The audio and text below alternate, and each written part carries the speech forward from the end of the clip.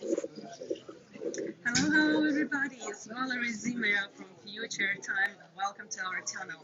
Well, right now we are in Team 2020, and I have a special guest today. Hello, Win. Hello, Marina. Pleasure to meet you is the first one, and thank you that you find time to give us an interview. Can you please to tell to our audience a little bit about you, about your story? Well, we started a new country, and usually No, people first I start. would like to know about you, about your Well, background. okay, that's of course. Okay, how far you want to go? I mean, I was born in the good old communist Czechoslovakia, Uh-huh. and that really formed me in a way. I was looking into how things can be enormously better with a little bit of change into the system, right? Mm-hmm. And when I was 7 years old, the communism collapsed, and that made me thinking. And then I read a book by Friedrich Bastiat, and that book really changed my life, and I recommend you to read that book as well. It's So called The later Law. on, you have to Yeah, to, to, to give me. okay, okay, okay. Maybe it will also change your life. Be careful, But that book actually argued that there is something terribly wrong with the law, right? Instead of protecting people's property, it has Hmm. become a tool of greed. Instead of something that was supposed to help us, it was stealing from us. And the government and politicians were using laws to take more and more money from the people. And that was a serious thing, right? That's what the book said. And you should do something about it. And I Yeah. really decided to do something about it. I Is started, that from where you get this idea? well, I think it got me on a mission to spread more economic freedom, Hmm. and from that I was looking into best ways how to do it, and I started a YouTube channel now 20 million views. I started my educational website. We started a political party in Czech Republic, and on the side I was also doing some business. But at some point I realized it doesn't make any sense to fight within, even if we had majority in the parliament. And even if we controlled the system, we still couldn't make enough changes to make it worth it, right? Because there is in old state everything is so bureaucratic, so intertwined. All the interest groups are like Hmm. already there, and we just decided the only way through is to start a new country. And apparently, at some point, it seems that it's easier to start a new country than to fix an existing one. Wow, it's actually super surprising. I think all the world, you're one of that person who do the new state. So tell us about the Liberland, please. Is it one of the important things? Yeah, Liberland is a beautiful place. It was one of the very few places left that were no man's land. Croatia has not claimed it after Serbia abandoned it Hmm. now 30 years ago. And we just came there and stick the flag. We said this is Liberland and that's it. We had the whole world media informing about it. I think I was 5 times over on Russia Today, for example. And we're growing. Now we've got 720,000 people that applied for citizenship. We are already a decent sized nation, not a micronation like somebody How tries to long portray people it as. already living there? Well, how long? Well, Not how long, excuse me, how yeah. much people already living there? Well, we're still having some issues with the territory itself. So we're kind of a protectorate of Croatia right now. It's quite hard to pass the borders to Liberland, right? But Croatia still doesn't claim it. They're kind of protecting it for us. And the interesting part about this is that, like from international point of view, international law perspective, we actually already fulfill the Montevideo criteria, the recognizability, because the only thing that prevents us from settling Liberland is actually like active hostile or uh, violent actions by Croatian police. And that's something we have to sort it out. But on the other hand, it really buys us the time to make sure that we actually set up the country as we want it. And Hmm. that's what Liberland is about. It's not just the pursuit to make the freest country, but we also want to be the most up to date with governance. That's why we're building our system on blockchain. That's why we want to have courts integrated with the budgeting system, with the Congress, with all the registries on one single platform, and that's something which we have already launched the testnet in summer, and we are going to launch the mainnet hopefully at the end of the spring this year. Amazing. How I understand you're the president of Netherlands, right? Yeah, yeah. Or you don't have this kind of. No, I'm still president, and there is a big debate if that should be the case after the Congress comes in place. Uh-huh. In the original constitution, we don't have that position. There is some pressure to keep the position for the diplomatic sake. It's one of the things that we have to resolve fairly quickly. Right. as we know that to make a new state, we need to have some agreement from the other states, right? That's Like not true, recognize. actually. The international law is very straightforward. It says that the state exists independently from recognition by other states. I mean, there is a great case, Somaliland, and we already recognized each other with Somaliland. We signed Uh-huh. collaboration treaty, and Somaliland is not recognized by any other sovereign country. It is fully independent country, which is larger than the United Kingdom, with 5 million people living inside, running all its affairs. It's actually much more stable and safe than is Somalia. Right? Somalia is a big mess. It's complete mafia war day and night.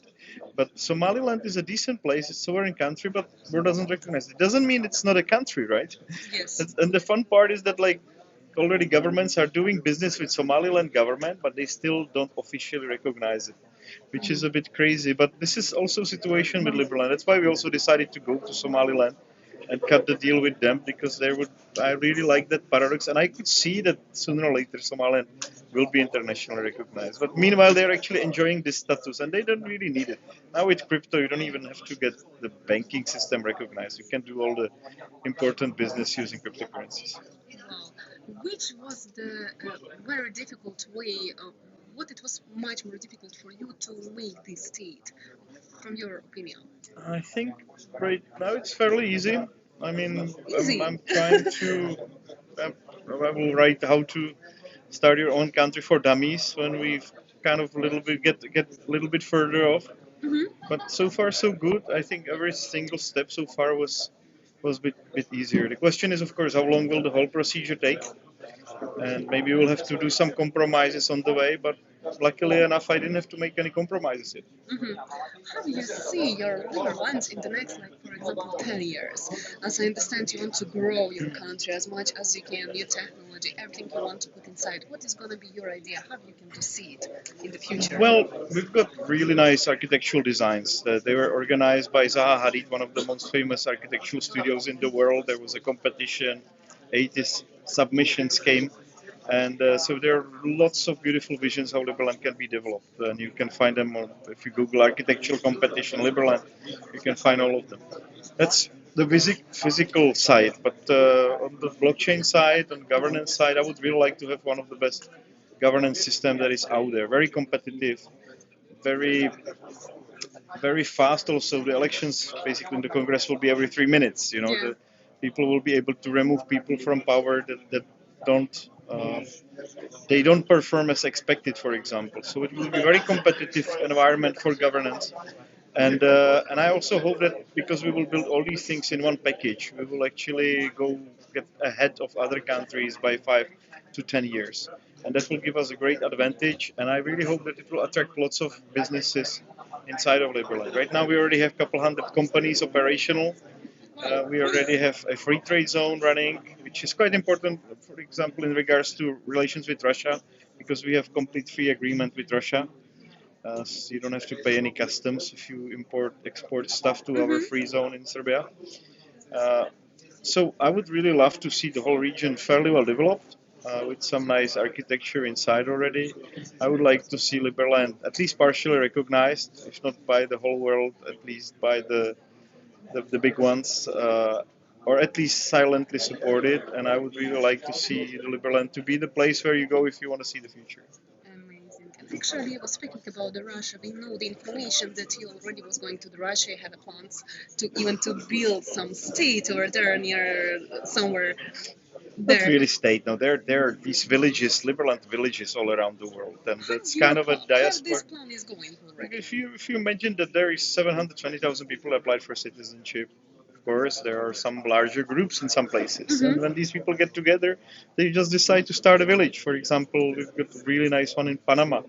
Another two are in Costa Rica. There's nice in Belize or Honduras. So it's gonna be like So this, it's on the they're planet. different places, and they're of course trying to seek as good as possible status within the existing country. They are not declaring sovereignty, but they're enjoying the benefit that there are lots of like-minded people that love crypto, that like freedom, and they are trying to optimize the taxes as much as possible. Is it future? Is Yeah. it? It But is. this is already happening, right? These villages are physical. You can actually go and see Liberstad in Norway. You can go to Panama and see agrorismo. So there are these. It's also called Liberland, right? Liberstad, Liberstad. Liberstad. Yeah. Liberstad. So for sure, I think that the people who will watching us, they will right now they will want to visit the places. Actually, how I understand also from my experience, the team and it's very important. I can understand that you didn't build alone because it's a lot of work. What is about your team? How did I mean, did right now, also for example, we are really expanding in Russia. We've got representation in 8 major cities around Russia, Mhm. and we are growing. And I think we're soon outcompete, maybe even outcompete the U.S. representative office because I think the guys that are now running things are very effective. And we've got representation in other 110 countries around the world. And I really try to make the group very diversified. It's like different people taking care of different things Mhm. and being also representative for their countries.